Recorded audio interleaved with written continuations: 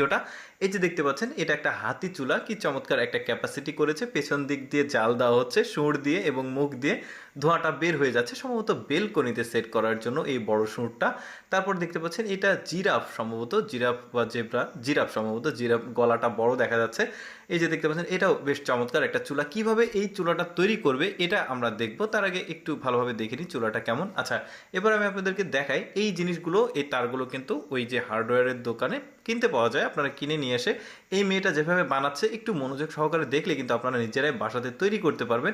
Unique একটা চুলা দেখতে পাচ্ছেন। যারা গ্রামে বসবাস করে তারা কিন্তু আসলে এই ধরনের খড়ি বা লাকড়ি এগুলো দিয়ে রান্না করে, তো তাদের জন্য কিন্তু এই চুলাটা একটা আদর্শ চুলা হতে পারে। বা শহরে যে কেউ যদি রান্না করতে চায়, জাস্ট এই যে জেব্রার যে গলা বড়টা, এটা কিন্তু শুধুমাত্র ওই বেলকনি দিয়ে বাইরে বের করে দিলে ধোঁয়াটা বাইরে চলে যাবে। চমৎকার মাটি দিয়ে তৈরি করেছে আর ওই যে তার দিয়ে, বেশ চমৎকার। এরপরে এই চুলাটা রান্না কিভাবে করবে দেখতে পাচ্ছেন, পিঠের উপরে দিয়ে দেওয়া হলো রান্নার যে পট, সেটা এই যে মাংস সম্ভবত রান্না করবে। এরপরে এটা জাল দেওয়া হবে, এই যে খুব চমৎকার, এই যে মাথা দিয়ে বের হচ্ছে ধোঁয়া।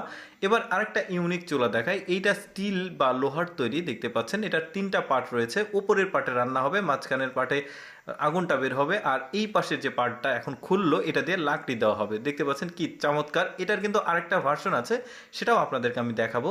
তার আগে এই চুলাটা দেখাই আপনাদেরকে। দেখুন গ্রামগঞ্জে মাটির চুলা কিন্তু অনেকে তৈরি করে, এভাবে কিন্তু আপনারা মাটির চুলাতে পাতা লাকড়ি দিয়ে মানে জাল দিতে পারবেন।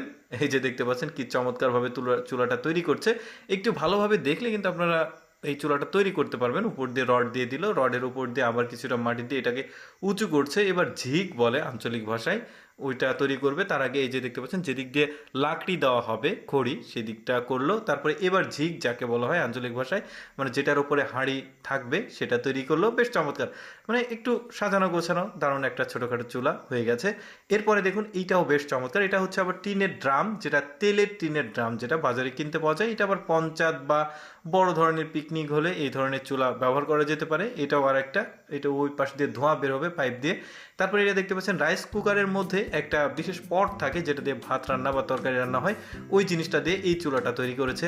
বেশ চমৎকার। এটা গ্যাস সিলিন্ডারের যে অর্ধেক অংশ আছে সেই অংশ দিয়ে তৈরি করছে, বেশ ভালো লাগছে। এই যে দেখতে পাচ্ছেন এগুলো, মানে এক একটা চুলার এক এক রকম বৈশিষ্ট্য দেখা যাচ্ছে, সৌন্দর্য। এটা আবার পুরা গ্যাস সিলিন্ডারের পুরা একটা মানে যে কন্টেনার সেটা দিয়ে তৈরি করেছে, নিচে একটু ছিদ্র করেছে, উপর দিয়ে রান্না হবে। বেশ চমৎকার দর্শক, এইটাও দেখুন বেশ চমৎকার। এটা কিন্তু রাইস কুকারের ওই যে ভেতরের যে পট সেটা দিয়ে তৈরি করেছে, একটু বিশেষ কিছু মডিফাই করেছে যেটা দেখতে ভালো লাগছে। আপনারা ভিডিওটা মনোযোগ সহকারে দেখলে যেটা পছন্দ সেটা কিন্তু আপনারা একটু বুদ্ধি খাটিয়ে বা লেদের দোকানে গিয়ে তৈরি করে নিতে পারেন। দর্শক কেমন লাগলো আজকের এই বিশেষ চুলার ভিডিওগুলো অবশ্যই কমেন্ট করে জানাবেন। আর এই